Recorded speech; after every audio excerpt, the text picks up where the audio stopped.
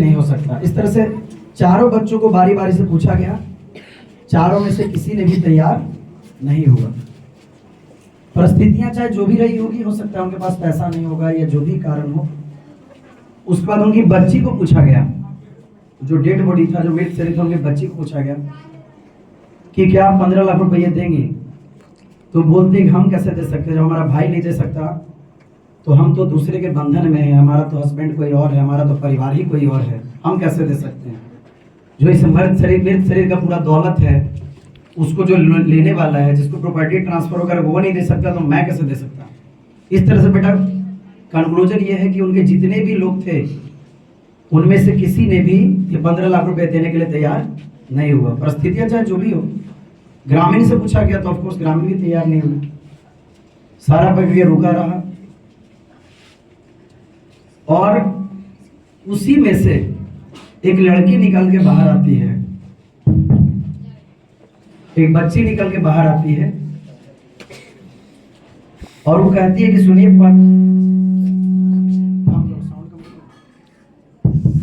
ठीक हो जाएगा। बच्ची निकल करके बाहर आती है और बच्ची कहती है कि सुनिए अभी तो मेरे पास 15 लाख रुपया नहीं है, लेकिन मेरा जितना भी जेवर है, मंगलसूत्र है, अडॉल जो भी कान का नाक का जो भी है सब ले लीजिए और इसका कॉस्ट ऐड करके बताइए कि कितना हुआ, और बाकी जो रेस्ट है आप हमसे लिखवा लीजिए, या फिर अगर आप विश्वास कर सकते हैं तो विश्वास कीजिए, और नहीं तो फिर हमको मौका दीजिए, हम अपने आप को बेच देंगे लेकिन हम आपको 15 लाख रुपए पे करेंगे। ऐसा किसने कहा? बच्ची ने। और ये बेटा सच्ची घटना है। भारत में एक से एक लोग ऐसे लोग पैदा हुए जो इतिहास के पन्नों में सिमटने के लायक हैं और सिमटे हैं। सब लोग बड़ा आश्चर्यचकित भाव से देख रहे थे कि भाई कौन है ये बच्ची, ना तो इसका चारों बेटा है ना तो ये बेटी है। तो फिर बोला कि नहीं पूरा 15 लाख रुपए देना पड़ेगा, 3 लाख 4 लाख सब जेवर लगा करके टोटल 3-4 लाख रुपए बन रहा था, बाकी 11 से 12 लाख रुपए रेस्ट हो रहा था। बोला नहीं अभी करना होगा। तो वो लड़की बोलती है, बच्ची बोलती है कि व्हाट आई कैन डू, मेरे पास जितना भी जेवर है, शरीर पे कपड़ा है, सब आप ले सकते हैं, लेकिन अब इसके बाद तो हमको घर ही में जाना पड़ेगा, अपने परिवार से लाना पड़ेगा, या फिर जहाँ कहीं कोर्ट में हम लिख देते हैं लेकिन इस लाश को जलाने देंगे। उसके बाद जो लोग विरोध कर रहे थे, उसका जो लीडर था, उसका जो कैप्टन था, वो बोला कि बस हम यही जानना चाह रहे थे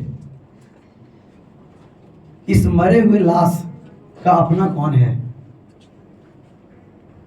अपना मतलब समझते हैं ना, सही मायने में इसका अपना कौन है, ऐसा जानना चाह रहे थे।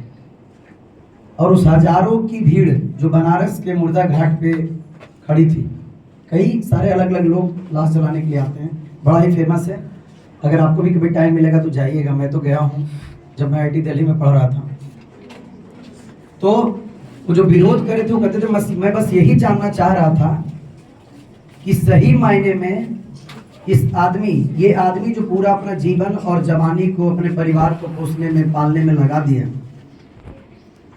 इसकी जो 80 साल का पूरा जीवन का जो काम है, इसका जो मेहनत है, इसका जो जिद था, इसका जो पागलपन था, वो क्या मरने के बाद इसको पे किया जाएगा? हम सभी लोग हैं, आप लोग भी बड़े होंगे, दिन रात काम करते रहते हैं अपने बच्चे को फीड कराने के लिए, अपने पत्नी को फीड कराने के लिए, अपने फैमिली को फीड कराने के लिए।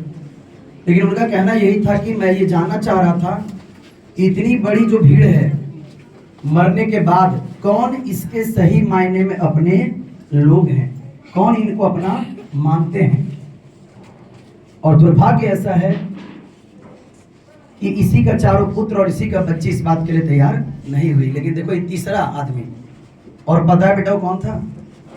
वो आदमी जो मरा था वो पेशे से शिक्षक था, और जो बच्ची निकली थी वो उसी का एक शिष्य थे, जो उस समय रिसेंटली डॉक्टर थी।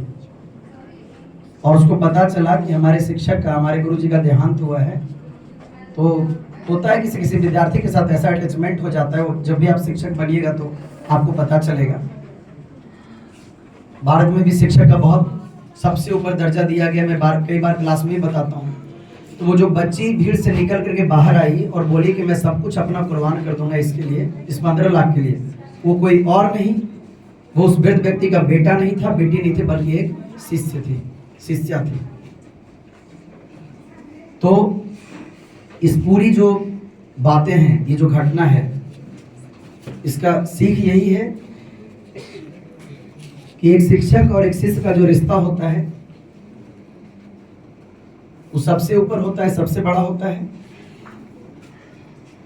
शिक्षक भी दिन रात मेहनत करता है एक बच्चा को बनाने के लिए, सींचने के लिए। अलग अलग रूप में दिख सकता है, अलग अलग रूप से प्रयास लोग कर सकते हैं। मैं कुछ दिन पहले आपको चाणक्य का एक कहानी सुनाया था ना, चाणक्य और चंद्रगुप्त मौर्य के बारे में बताया था ना आपको। Although I am not a SST teacher, history teacher, but एक स्टोरी बताया था ना आपको। जिस चंद्रगुप्त मौर्य को चाणक्य पूरा जीवन सींच करके उसको सारी बात बताया था ना, कि घनानंद के खिलाफ लड़ने के लिए, उसके साम्राज्य को बर्बाद करने के लिए जो तैयार किए थे, चाणक्य नाम का शिक्षक, जो दुनिया का सबसे महान शिक्षक कहे जाते हैं। जो मैं कई बार कहता हूं कि एक शिक्षक को सिर्फ विद्यार्थी के हित में ही दिन रात सोचना चाहिए। शिक्षक एक ऐसा जगह है, एक ऐसा पेशा है जिसमें अपना पर्सनल लाइफ कुछ नहीं होता है। मेरा ऐसा मानना है, अपना पर्सनल लाइफ को भूल जाना चाहिए अगर वो शिक्षक बनना चाहता है तो। क्योंकि दिन रात पढ़ाते रहना, बच्चों को डांटना, 20 बार बच्चा को उसके सामने गलती बताने के बाद भी बच्चा अगर मुंह घुमा ले तो फिर से उसके मुंह को घुमा करके सामने करना कि देखो बेटा तुम्हारा ये गलती है। बच्चा ईगो पर ले ले कि क्या यार सर, फिर भी ऐसे घुमाए, फिर उसके मुंह को ऐसे घुमा देना। तो एक शिक्षक का सही धर्म है कि बच्चा को खुश करने के लिए काम ना करे, बच्चा के हित में काम करे। और अगर कोई ऐसा शिक्षक नहीं करता है तो मेरा ऐसा मानना है कि he is not a teacher but he is a service provider.